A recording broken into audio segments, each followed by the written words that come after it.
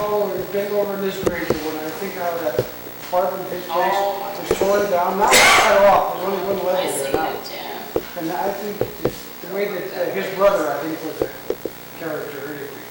That was his son, Mel. Mel was his son? Yeah. So was it any different for the young ladies brought up in the hut than for the... No, I was a tomboy. I was in the middle of it all. She was in all the games we played. Oh, no, I always said if I could be a kid again and have a dish and everybody. Big Turner had the cleanest thumb in town. Frankie had to do these fingers. Sucked them all. The rest of the hand looks like it was shoveled. That's another thing we always did, we always clean the snow up. These two off the fingers. Remember, big They're always Frank running clear, around always with these clear, two in no his mouth skate all the over. time. Two fingers, they were white and the rest of the hand is, Well, they call them fingers. yeah. Yeah, I remember him. Saw him the other day, saw Frank there Sunday night. Yeah, I remember I went home crying one day, and this guy right behind me, and Big and Colonel and that, they pants me. Oh, They dropped the light down, you know how you drop those lights down, put my pants on the light. Me and Jeff and Frank were down to Butte High and we got caught. Haney was the principal and he caught us and he called the police. So they took us up to jail, so we called Mac up. He was the alderman. He come down to jail and he didn't live much longer after that, Mac. He didn't weigh 100 pounds. So he told that whoever had us in the jail, he said, I'll take them up the neighborhood and beat the heck out of them. They won't do that again. Poor old Mac was all he could do to get down there. He almost died getting them back home. We sent you down all the coaches, Bart riding. Bart, yeah. He was up at the IC. Well, he coached the hub too for a I while. think he did for a while there. He was there, then Ralph He and Joe. Titty and them guys started coaching. Yeah, the big garden back in your house. Yeah, there was a big tree garden in the Yeah. back of our house. Big high where fence. where the Little League field is now. And a woman named Ruth McGuire went out during the war and she planted that. She loved it. She Well, that's just a loved big it. garden. That was a huge garden and she sold the vegetables. Do you remember that? We Robert? stole a couple of them from her. Yeah, you got away with that. Did you, James? We used to float in that water, that dump right there. Yeah, we were swimming Oh, there. yeah, oh, yes, we all played on that. I want the health department to tell you now, but none of us ever got We sick. used to sleigh ride, there was no cars around or something. We used to get up top of Copper Street, put two guards on that donkey road coming across, and you got through there, going through Alabama. And Pidge one night, Jim's brother, I'll never forget that, there's a car coming and nobody stopped. Pidge went right under the car, and he got a big oil stain on his jacket, and that was all that happened, right under the car. That's something else kids did, he went down Idaho Street, him and Billy Shea, and they went down there, and the trolley car was going over Granite, they went down and right into the trolley car, and went right on down the street. Every time Pidge was leaving home, you see, when Pidge was leaving home all the time, he'd have a t-shirt on a hanger. That's all he'd have with him, going up to state. Yeah, 2 or 3 He's always leaving home. I think that one of the best parts of living around the area where I did was the great games to kick the can, the tag, and things. We had wonderful summers in that neighborhood. It was wonderful.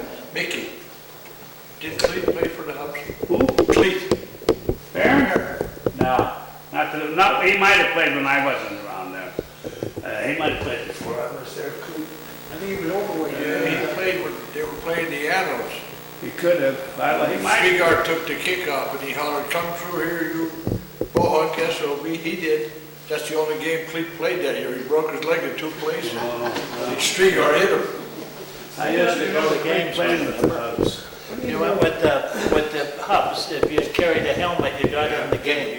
Otherwise, you had to stand in the pig pen down there at the end of the stadium. Remember the pig pen? Yes, I do. Watch the football I called games. Jean Warren, Jean Hamley, and she said she didn't think she'd make it. She said, my dad, of course, played for the Hubs. And she said he told me all his life that he broke his shoulder the night that she was born. And she said, and you've never caused that pain to leave since? I would suppose. Johnny Hendrick played with that. Yeah, some. I went over to Bozeman with them one time. They played the Bob Kittens over there.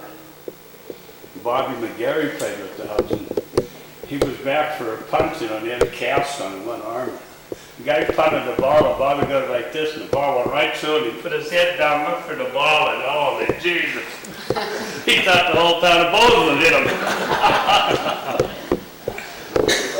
I think I remember the Hubs there toward the end of their reign, and the McCarthy brothers were coaching. Yeah, Jack and them. Yeah. They were Yeah. playing coaches. And Crowley was partners, you know, Crowley was, they were, the McCarthys and Crowley, they were the coaches and the running backs. Dan used to do the kicking.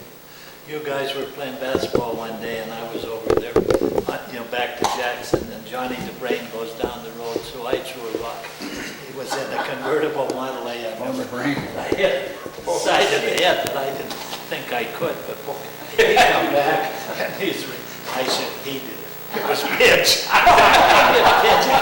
Kicking the tail end, he didn't land for about 2 blocks. Pitch didn't even know what he was doing.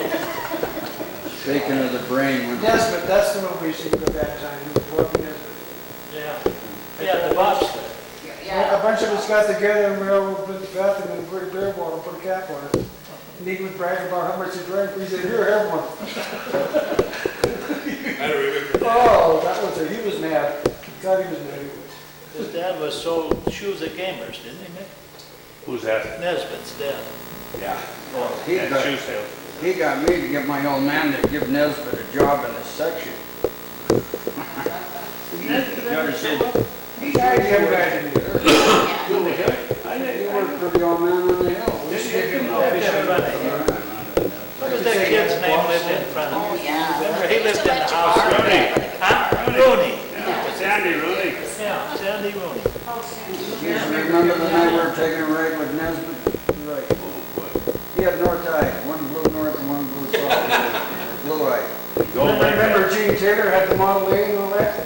We used to go and they rode the Model T, everybody got on one side of the car when they made the turn because it was just this top heavy. Does anybody remember Gene Taylor when he had a pony? They had a little pony down there. Yeah, down the bottom of the hill, didn't it? Yeah, and he looked at me and he said, you can't ride on that because you're too fat. Which at 67, I still have not forgotten. He always ran like this with his head up in the air like that and his head down. I said, the only reason is your nose is too big, it holds your head up. And he never forgot that. Geez, I see him around, he's still around. Yeah. Yeah. Gene Taylor, I never seen He him. married a woman, I know that. He used to work out there in the Harvard Buffalo, Michigan. His wife still does, I think. Hancock, there you go. Brian Garrett. You can't keep up to the service. Yeah, he's out of the service. Yeah. He's back was? working for I the didn't, yeah.